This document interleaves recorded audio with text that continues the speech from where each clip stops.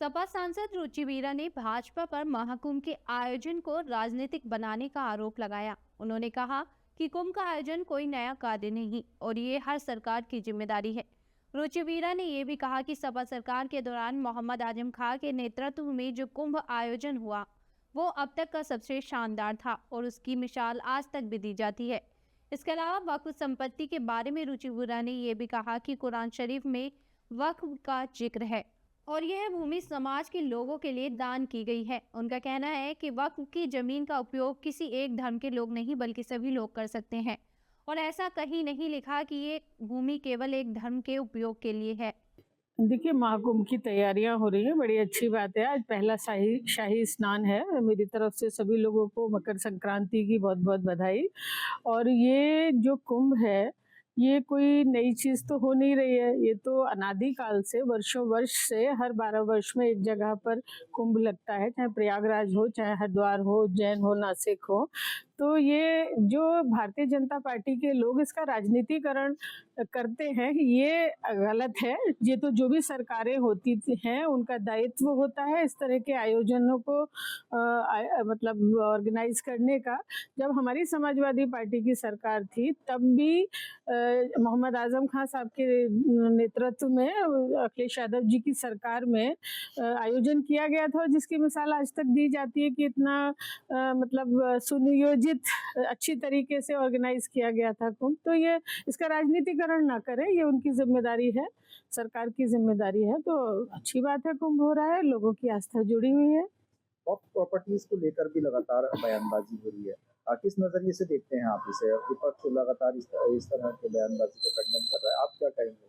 देखिए, वक्फ का जहाँ तक सवाल है और जहाँ तक मैं जानती हूँ, इसका जिक्र कुरान शरीफ में भी है और ये एक तरह से अपनी प्रॉपर्टी को समाज के लिए, लोगों के लिए, एक तरह से उनके खैर के लिए दान दी जाती है, उसको वो वक्फ है। और उसमें कोई ऐसा जिक्र नहीं है कि भाई ये हिंदू के लिए है, मुस्लिम के लिए है या किसी खास कम्युनिटी के लिए है, तो सबके लिए है।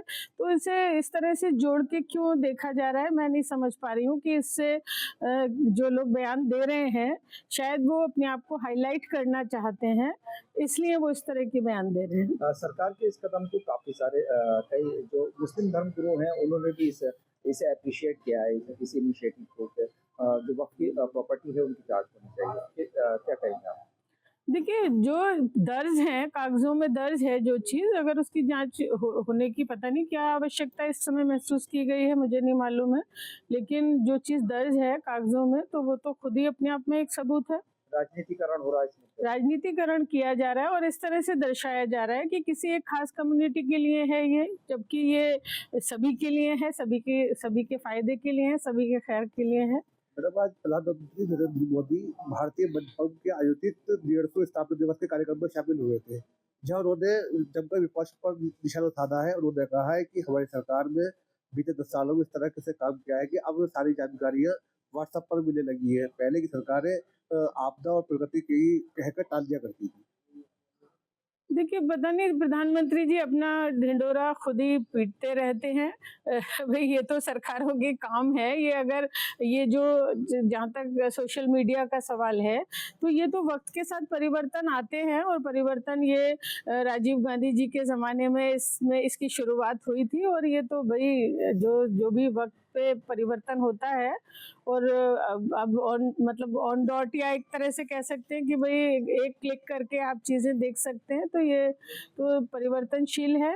तो उन्होंने कहा है कि हमने जानहानि को 0 करके दिखाया है, सबसे कम करके दिखाया है। पिछली सरकारों में इसको बिल्कुल नहीं करके दिखाया। नहीं, देखिए, वो सिर्फ अपनी बात बताते हैं। भाई आप ये बताइए कि इतने केसेस हो रहे हैं, जो कानून व्यवस्था है वो बिल्कुल खाली अपने मुंह मियां मिट्ठू बनने से नहीं काम चलेगा। ये बिल्कुल जो आंकड़े हैं, लाखों लोग एक्सीडेंट में मारे जा रहे हैं। अब उनकी मतलब उनका डाटा दिया जाए, जो क्राइम हो रहा है उसका डाटा दिया जाए कि भाई कितने लोगों की जनहानि हो रही है। और तो ये तो मतलब अपनी मुंह मियां मिट्ठू बनने से काम नहीं चलेगा, धरातल पे काम होना चाहिए।